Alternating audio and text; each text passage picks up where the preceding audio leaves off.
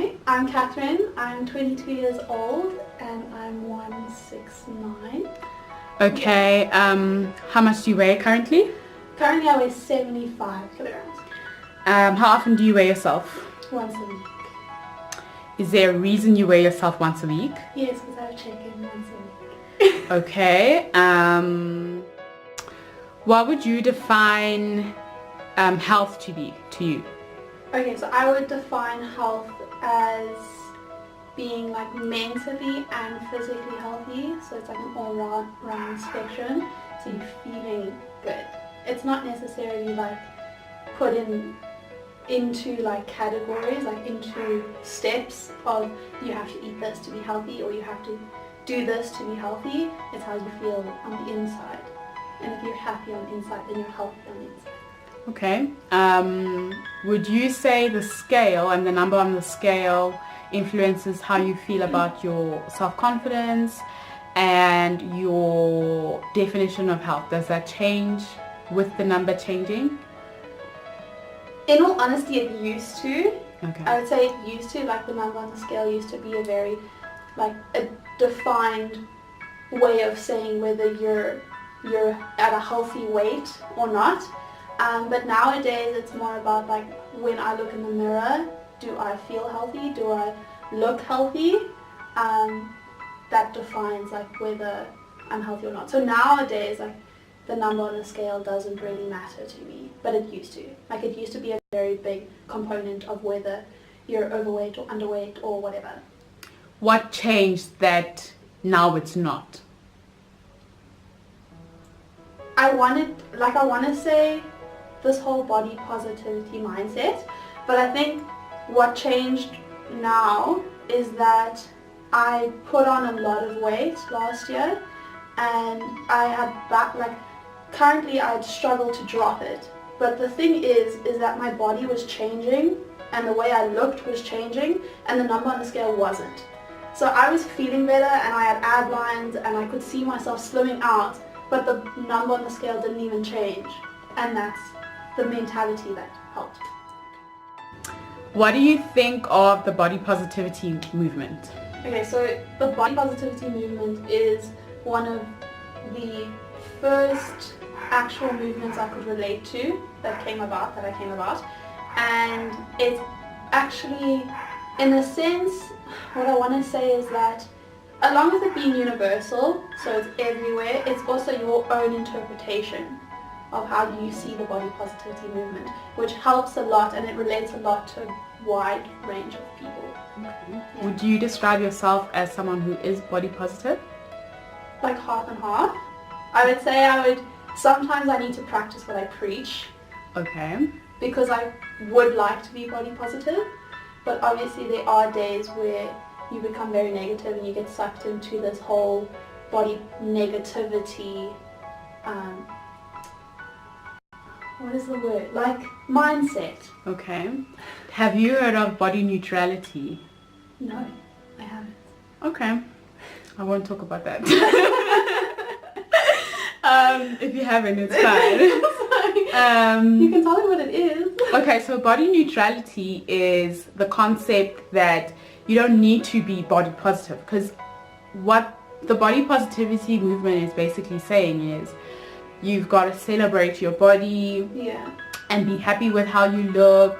But yeah, the body neutrality movement, it's not really a movement, but it's a concept, is that you actually don't have to, your body is not good or bad, it just is. Like your body is literally there to keep you alive, and that's fine. You don't have to love your curves or whatever the fuck body positivity is preaching, you know? Yeah.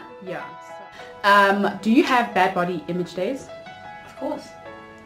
And what do you do to shake that off? I put on an oversized dad shirt and I walk around in my oversized dad shirt until the day is done. Literally, that's all I do.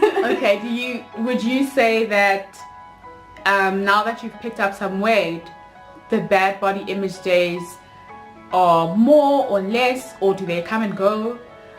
in all honesty, I feel like they're less, which Okay. is astounding because of the fact that I put on weight and now it's like, shit, I'm not where I used to be. But what the thing is that last year it was the initial putting on weight that then like messes with your mind, whereas now it's more of acceptance, like, okay, this is where I'm at, but I know I can get back there if I wanted to, but now you accept the way you are. Now I'm not going anywhere. I'm just there. Awesome. Yeah. Okay, so do you mind standing up, please? Okay, tell us about your costume. Okay, so my costume choice. Yes. I put on about 6 different costumes today, because today is one of the bad body images day. Oh, shit. And it only purely came about because I knew I had to wear a costume in front of a camera. Like, I mean, you're all like, all for yourself and loving yourself until you're like, shit, I need to stand in front of a camera and try and love myself. But anyway, so I'm wearing a high-waisted white little bodice. Let's see the side. You're hiding there. That's cute. Cool. What has competing taught you about loving your body or being comfortable in your body or accepting your body as it is right now? Okay, I think what competing taught me is that you always chase a goal and that goal is never attainable. So that's basically the one like very big thing that competing taught me, is that you actually have to accept the way you look, especially post-comp. I realized that that competition, what is it called? Your comp physique. Yeah. Isn't sustainable, nor is it continuously attainable. So like your body is constantly changing and you have to accept the way you look today and not think about how you're going to look tomorrow or next week or next month or how you looked last year or whatever. So that's one thing that competing taught me, is that you just have to embrace every day as it comes. And coming out of a competition, how would you say you were feeling post-comp? Wow. So post-comp, I actually felt like shit. I won't even lie. So the first week is obviously great because you have like all these endorphins and you're eating shit and you're having like pancakes for breakfast every day, and then like 2 weeks later or 3 weeks later down the line, you actually realize that your body, what happened to me, I rebounded. So I felt like shit 3 weeks down the line, 4 weeks down the line, and that's basically all I can say, is that it was just a very bad mental state that I was in post-comp. What would you advise beginners or girls that are starting out or thinking about competing? What would you advise them? Always listen to your hormones. Always. Like, that is the one thing, is that I pushed and pushed and pushed to a point where I then got blood tests done and then realized that it was actually like I had hormonal problems that I had been overseeing because I wanted that goal, that end goal and that end body so badly that I just oversaw everything else that was going on and I didn't stop and listen to my body. That's number one. Like, just listen to your body. It will tell you, like, yo bitch, your estrogen levels are very low right now. I want babies in the future. It will tell you. And then another, what else? I have so many things that I genuinely can like say about competing. It's just that, I think the first thing is to take prep, if you're going to prep, a day at a time.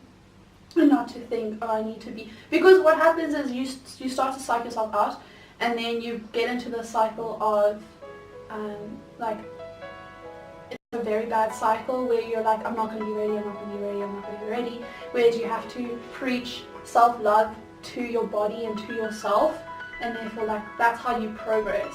Because if you keep beating yourself down, prep is going to be horrible because you spend 16 weeks telling yourself you look like shit, you're not going to be ready, you're not lean enough, whereas if you just like take it as it comes, there's more shows to do, there's always going to be another show. And this is prep and this is your life. It's a lifestyle. It's not just something that you do, like quick sticks, beat yourself up about it, and then like rebound or whatever. Is that... Are you gonna step back on stage anytime soon? I want to this year.